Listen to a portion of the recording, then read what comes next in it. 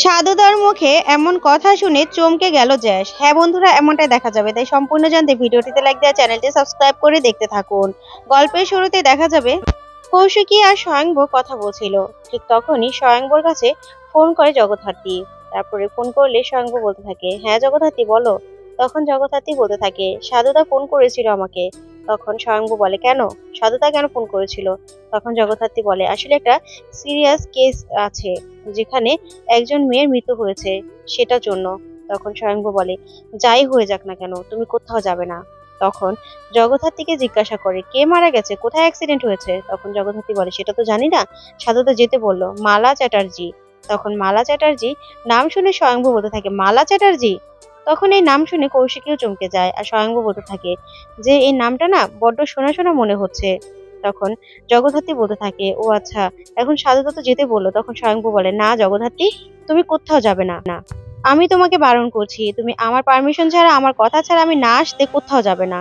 তখন জগদ্ধাত্রী বলতে থাকে, সাধুদা এত করে বললো, রিকোয়েস্ট করলো, এখন না গিয়ে কি করবো বলো? তখন স্বয়ংব বলে, আমি না করলাম তো। তখনই কৌশিকী বলতে থাকে, কি বলছে জগদ্ধাত্রী? তখন স্বয়ংব বলে, দেখো না বড়দি, ওই সাধু বট একবার ফোন করেছিল, তাই ওকে নাকি এখনই যেতে হবে একটা কেসের ব্যাপারে। তখন কৌশিকী বলতে থাকে, দাদু ফোনটা আমার কাছে দে। তারপরে ফোনটা নিয়ে বলতে থাকে, জগদ্ধাত্রী তুমি কোথাও যাবে না, কোথাও না, তুমি এখন সম্পূর্ণ রেস্টে থাকবে, বুঝেছো? সাধু ঘটকবেলকে না করে দেবে।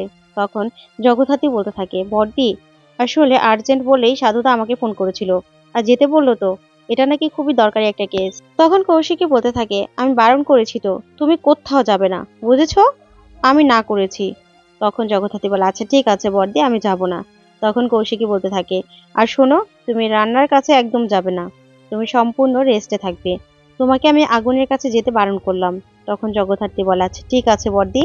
তারপরে কৌশিকী বলতে থাকে, জগদ্ধাত্রী তোমার সাথে আমার জরুরি কিছু কথা আছে।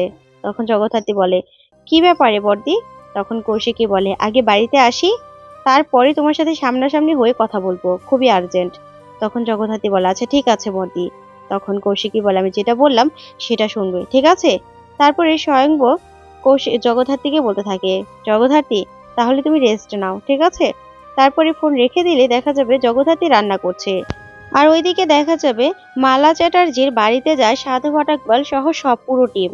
তখন মালা চ্যাটার্জি উল্টো পাশ হয়ে পড়ে আছে, পিঠে ছুরি লেগেছে, ছুরি সহ পড়ে আছে। তখন সবাই ভেবেছিল মালা চ্যাটার্জি হয়তোবা মারা গেছে। তখন সাধু ঘটকবাল সহ সবাই দেখছিল, তড়িঘড়ি করে সবকিছু খোঁজাখুঁজি করছিল। ঠিক তখনই মালা চ্যাটার্জি নড়াচড়া দিলেই তখন সাধু ঘটকবাল বলতে থাকে, এ তো বেঁচে আছে। তারপরে সাধু ঘটকবাল সাথে সাথে অ্যাম্বুলেন্স খবর দিলেই এসে মালা চ্যাটার্জিকে ওখান থেকে হসপিটালে নিয়ে যায়। আর এদিকে সাধু ঘটকবাল বলতে থাকে, পুরো ঘর তল্লাশি করো, চিরুনি তল্লাশি করো, যেন কোনো কিছু বাকি না যায়, ঠিক আছে? দেখো কি কি প্রমাণ পেতে পারো, কে করতে পারে এই কাজ। তখন অফিসাররা সবাই মিলে সবকিছু তল্লাশি করতে থাকে। তখনই অফিসারদের হাতে একটা ট্যাক্সের বিল চলে আসে, যেটা সাধু ঘটকবালকে দেখাতে থাকে অফিসাররা, আর বলতে থাকে, স্যার দেখুন এটা কি। তখন সাধু ঘটকবাল সেটা দেখে তো চমকে যায়। তারপরে দেখা যাবে একটা ছবির অ্যালবামে দেখালেই পুরো অবাক হয়ে যায় সাধু ঘটকবাল, আর বলতে থাকে, এটা কি করে সম্ভব? তারপরে দেখা যাবে এগুলো নিয়ে খুবই চিন্তায় পড়ে যায় সাধু ঘটকবাল। ওইদিকে তাপসী মাছ রান্না করছে জগদ্ধাত্রী। ঠিক তখনই সাধু ঘটকবাল জগদ্ধাত্রীকে ফোন করে বলতে থাকে, কি করছো তুমি? তখন জগদ্ধাত্রী বলে, সাধুদা রান্না করছি তাপসী মাছের ঝোল, ওই যে সরিষা আর কালিজিরা দিয়ে।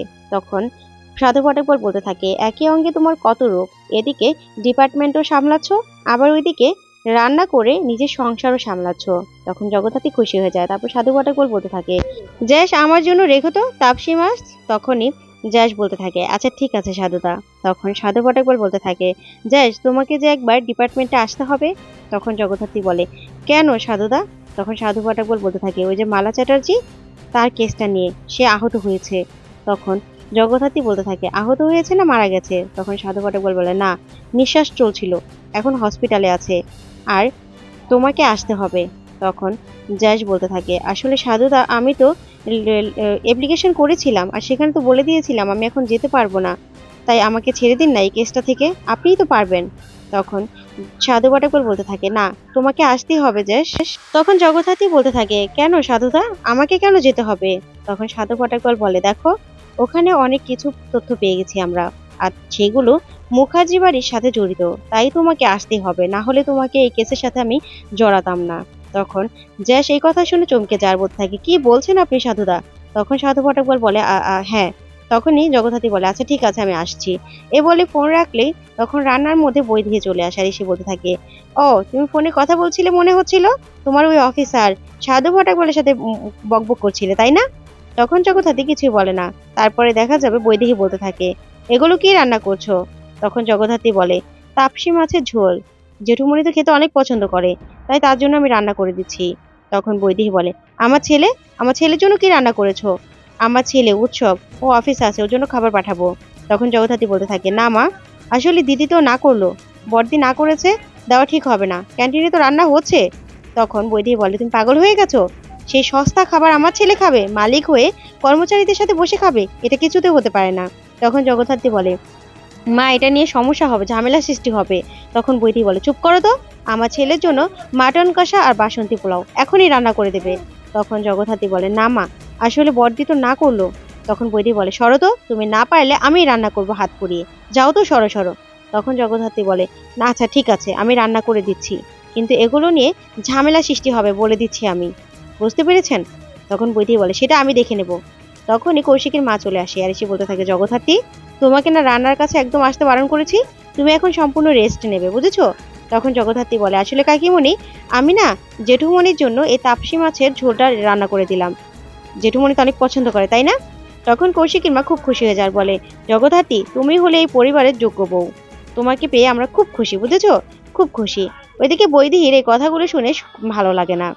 তারপরে দেখা যাবে যে সবকিছু রান্না করে সেই ডিপার্টমেন্টে চলে যায়, গিয়েই সাধু পাঠকবলের সামনেই সে টিফিন ক্যারিয়ারটা রেখেই বলতে থাকে, সাধুদা, এই যে খাবার। তখন সাধু পাঠকবল বলতে থাকে, কি খাবার এগুলো? তখন জগদ্ধাত্রী বলে, তাপসী মাছের ঝোল, বাসন্তী পোলাও, মাটন কষা। তখন সাধু পাঠকবল বলে, বেশ জমে যাবে খাবারটা। তখন জগদ্ধাত্রী বলতে থাকে, এখন কি অবস্থা মালা চ্যাটার্জির? তখন সাধু পাঠকবল বলে, জ্ঞান ফিরে এসেছে, এখন ডক্টরের অবজারভেশনে আছে। তখন জ্যাস বলে, তাহলে তো ভালোই হলো, ওই মেয়ের থেকে জবানবন্দি নিয়ে আপনারা কেসটা সলভ করে দিতে পারবেন। তাহলে আর আমাকে কি দরকার সাধুদা, আমাকে ছেড়ে দিন না এই কেসটা থেকে। তখন সাধু পাঠকবল বলে, না যাস, এখানে অনেক কিছু আমরা পেয়েছি, যেগুলো তুমি জানলে অবাক হয়ে যাবে। তখন জগদ্ধাত্রী বলে, কি? তারপরে সেই ট্যাক্সের বিল এনে দেখালেই জগদ্ধাত্রী পুরো চমকে যায়, আর বলতে থাকে, এটা কার নামে? কি বলছেন, এটা কি দেখাচ্ছেন আপনি? আমি তো অবাক হয়ে যাচ্ছি। তখন সাধু পাঠকবল বলতে থাকে, হ্যাঁ জ্যাস, এটাই তো, এটাই তো আমরা অবাক হয়ে গেছি, এটা কি করে সম্ভব? তখন জ্যাস বলতে থাকে, এটা ঠিকই তো, এটা কি করে সম্ভব? আচ্ছা, এটা মিথ্যেও তো হতে পারে, অন্য কিছুও তো হতে পারে। তখন সাধু পাঠকবল বলে, আমরা সেটা ভেবেছিলাম, কিন্তু পরবর্তীতে এই অ্যালবামটা আমাদের চোখে এসেছে, অ্যালবামটা দেখো না। তখন জ্যাস বলে, সাধুদা থাক না এসব। তখন সাধু পাঠকবল বলে, না, খুলে দেখো না একবার। তখন জগদ্ধাত্রী অ্যালবামটা খুলতেই ছবিগুলো দেখে পুরো চমকে যায়, আর বলতে থাকে, এটা কি করে সম্ভব, আমি তো বিশ্বাসই করতে পারছি না, আমার মাথাটা ঘুরছে, ও তো সংসার করছে, ও তো বিবাহিত।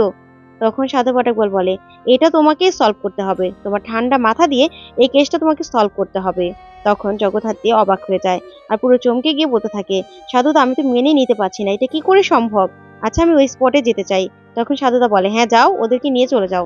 তারপর সেখানে গেলেই ডক্টরের সাথে কথা বলে জগদ্ধাত্রী, যা শুনে পুরো চমকে যায়, কারণ কিচেন নাইফ দিয়েই পিছন থেকে ছুরি মারা হয়েছিল, মাত্র 1 ইঞ্চির মতো আঘাত হয়েছিল, এটা কি করে সম্ভব?